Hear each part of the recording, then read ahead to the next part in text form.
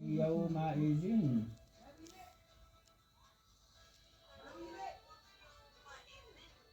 وفتح سكوا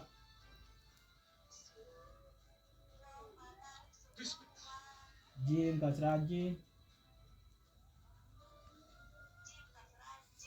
ha fathah wajibah dan tenton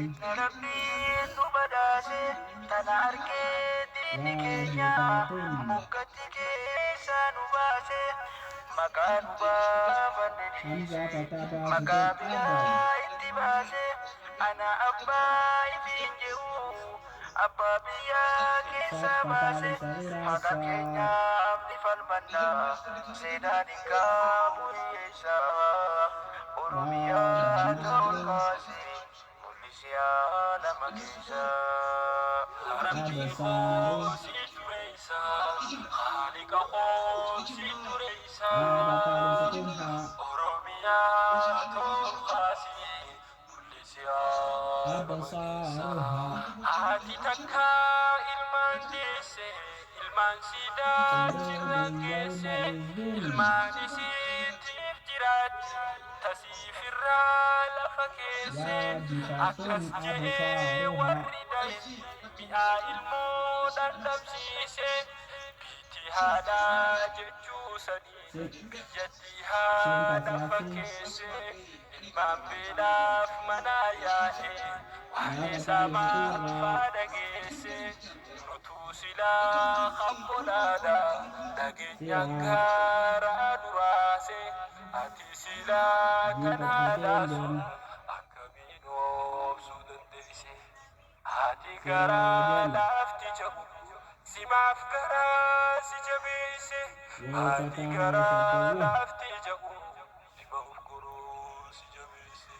Ya Rabbi si Duresa Khaliqa si Duresa Oromia Tolkasi Polisi Alam Akisa Oromia Oromota Lafateso Animota Ada Goto Tabayota Namadisi Binesile Yabito Sif Marata Lafatante Tuawata Qilleensa keetu hawwata osoo hin nyaanne gabbata namni deddeeme si keessa Oromiyaa tol kaasi mul'isi aalama keessa Rabbii koo si dureessa Khaliqa koo si dureessa Oromiyaa tol kaasi mul'isi aalama keessa Zai padalam kepenjai Dubida jecha waan arge ibsuudha jecha ibsuu dadhabe rakkoo ijoollee soorodiidha rakkoo hedduu garree silaa cinqii jiru duniyaadha osoon arguu baadheen jedhe agarraan qalbiin madaadha akka walirra wayyaati walis nu hamida amaan gaddaa saanii sanam ammoo hundaa rahamaadha jabaa jabee jaaniif yaamu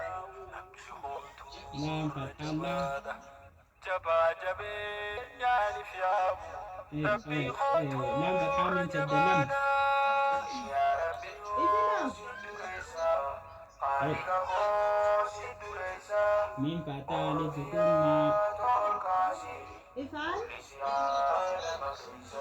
aslam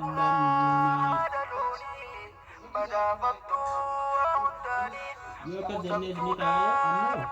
ano hamzah bataka sukun ach lam pathate lam sedalam lam pathaman sedalam min pathate min aslam lam yo dapat sebab Biyato namuladu undani katika bigundani Oromia nami somsa Oromia tolkasi mulisi alama kisa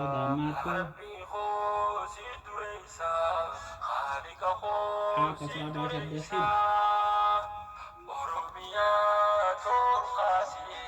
wa tuhib